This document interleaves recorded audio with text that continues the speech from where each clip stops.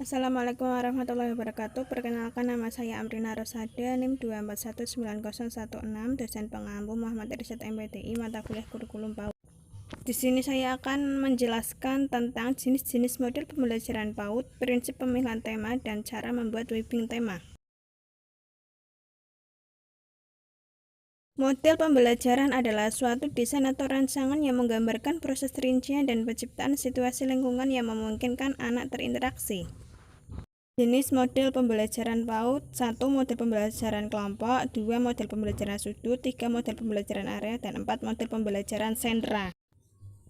1. Dalam model pembelajaran berdasarkan kelompok dengan kegiatan pengamanan adalah pola pembelajaran di mana anak-anak dibagi menjadi beberapa kelompok. Biasanya, anak dibagi menjadi 3 kelompok dan masing-masing kelompok melakukan kegiatan yang berbeda-beda dalam satu kali pertemuan. Anak harus menyelesaikan 2-3 kegiatan dalam kelompok secara bergantian. Berikut ini adalah contoh model pembelajaran kelompok.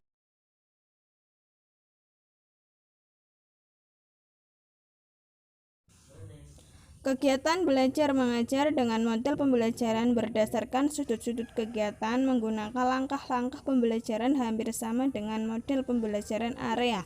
Hanya sudut-sudut kegiatan selayaknya lebih bervariasi dan sering diganti disesuaikan dengan tema dan subtema yang dibahas. Berikut ini adalah gambar model pembelajaran sudut.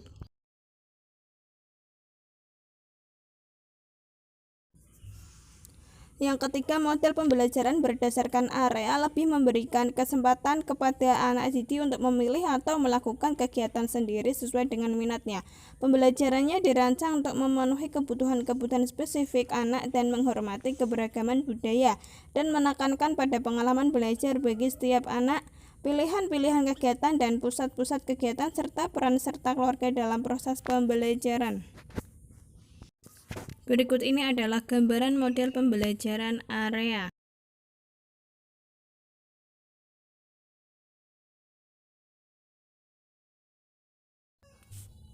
Perkembangan terakhir tentang model pembelajaran di PAUD adalah model pembelajaran berdasarkan sentra yang mempunyai ciri utama yaitu pemberian pijakan untuk membangun konsep aturan, ide, dan pengetahuan anak, serta konsep densitas dan intensitas bermain. Ini adalah contoh penataan ruang model sentra.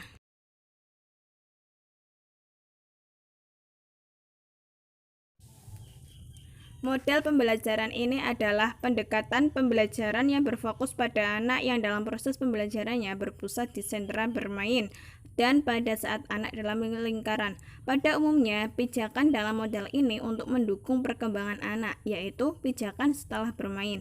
Pelaksanaan model pembelajaran terakhir ini sekarang masih berada pada tahap perintisan yang masih dilaksanakan oleh beberapa TK yang diperkirakan memungkinkan, karena model ini membutuhkan persiapan yang cukup matang dengan sarana bermain yang lebih lengkap.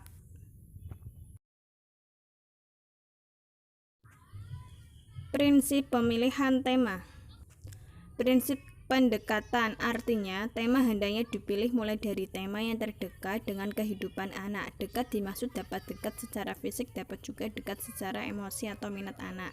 Contoh tema yang terdekat dengan peserta didik misalnya diri sendiri. Di dalam tema diri sendiri dapat dikembangkan menjadi subtema aku dengan topik bahasan antara lain mengidentifikasi anggota tubuh. Prinsip yang kedua yaitu prinsip kesederhanaan, artinya tema yang dipilih yang sudah dikenal anak agar anak dapat menggali lebih banyak pengalamannya. Jadi pemilihan tema tidak perlu yang muluk-muluk. Contoh, berdasarkan prinsip kesederhanaan kita dapat memilih tema lingkungan dengan subtema kebun mangga melalui topik bahasan yang sederhana kepada peserta didik, misalnya macam-macam kebun mangga, cara memelihara kebun mangga, peralatan yang digunakan di kebun mangga.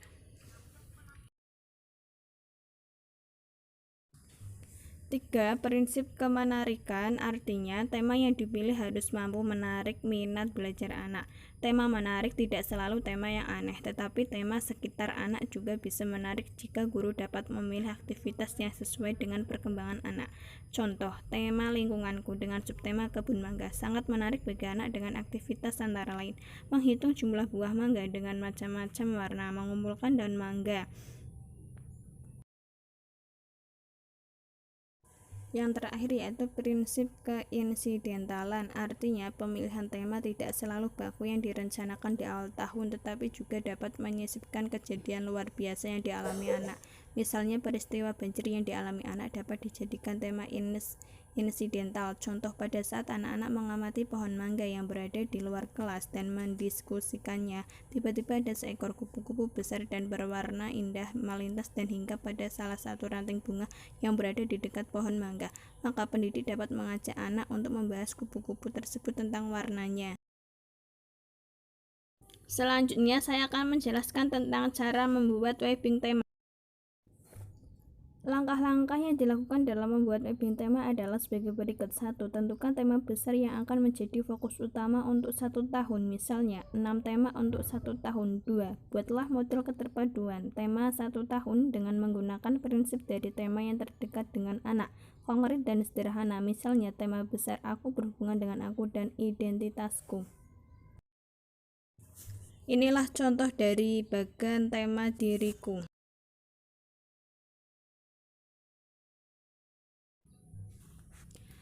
3. Tuangkan semua subtema yang mungkin untuk berhubungan dengan tema besar aku tersebut. Misalnya, aku berhubungan dengan identitas, binatang peliharaan, sekolah, keluarga, alam sekitar, ataupun hari besar. 4. Jumlah subtema yang dihubungkan tergantung kebutuhan dan keluasan wawasan pengetahuan yang dimiliki oleh pendidik PAUD. 5. Urutkan sub-subtema di atas dari yang terdekat, mudah dikenali anak atau berdasarkan pertimbangan kebutuhan untuk segera dibelajarkan kepada anak. Tema 1 sampai dengan tema 6.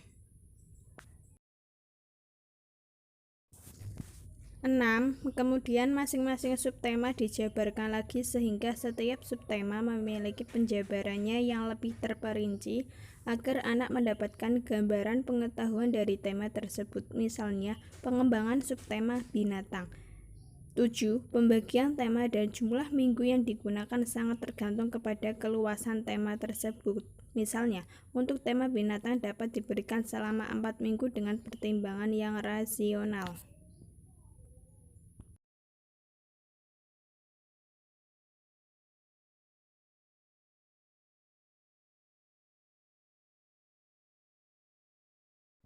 Sekian dan terima kasih. Kurang lebihnya saya mohon maaf. Semoga apa yang saya sampaikan ini bermanfaat. Wassalamualaikum warahmatullahi wabarakatuh.